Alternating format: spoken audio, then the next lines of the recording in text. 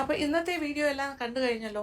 അപ്പോൾ ഞാൻ വീണ്ടും പഴയ വീഡിയോയിലേക്ക് പോകുന്ന പോലെ തോന്നില്ലേ? എനിക്ക് നിങ്ങളോടൊരു മെറി ക്രിസ്മസ് പറയണം തോന്നി. അത് പക്ഷേ ഈ ഒരു കേക്കിൻ്റെ പശ്ചാത്തലത്തിൽ തന്നെ വേണം എന്നുള്ളത് കൊണ്ട് ഈ കേക്ക് പക്ഷേ നേരത്തെ അപ്ലോഡ് ചെയ്യേണ്ടി വന്നു. കാരണം നിങ്ങൾക്ക് കേക്ക് ഉണ്ടാക്കണ്ടേ. അപ്പോൾ ലാസ്റ്റ് 24-ാം തീയതി കേക്ക് കാണിച്ചിട്ട് കാര്യമില്ലല്ലോ. അതുകൊണ്ടാണ് നേരത്തെ തന്നെ നമ്മൾ ക്രിസ്മസ് കേക്ക് ചെയ്തത്. ഇനി കൂടുതലൊന്നും പറയുന്നില്ല. എല്ലാവർക്കും ഒരു മെറി ക്രിസ്മസ്. അടിച്ചു പൊളിക്കുക ക്രിസ്മസ്. രാത്രി പാതിരാ കുർബാനയ്ക്കൊക്കെ പോകുന്നുണ്ടാവും. പിന്നെ അതുപോലെ പകൽ സമയം ബ്രേക്ക്ഫാസ്റ്റ്, ലഞ്ച്, ഡിന്നർ എല്ലാം ആയിട്ട് ഗംഭീരമാക്കുക.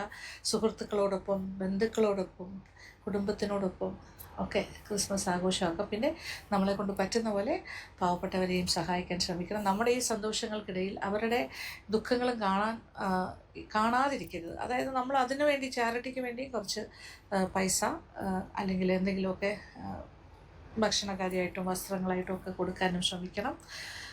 എല്ലാ ആഘോഷങ്ങളുടെ ഭാഗമാകുമ്പോഴും നമ്മളെല്ലാവരും സന്തോഷിക്കുമ്പോഴും അത്രയും ഭാഗ്യമില്ലാത്ത ഒരുപാട് ആൾക്കാർ നമുക്ക് ചുറ്റുമുണ്ട്. അപ്പോൾ അവരെക്കുറിച്ചും കരുണയോടുകൂടി ചിന്തിക്കുക.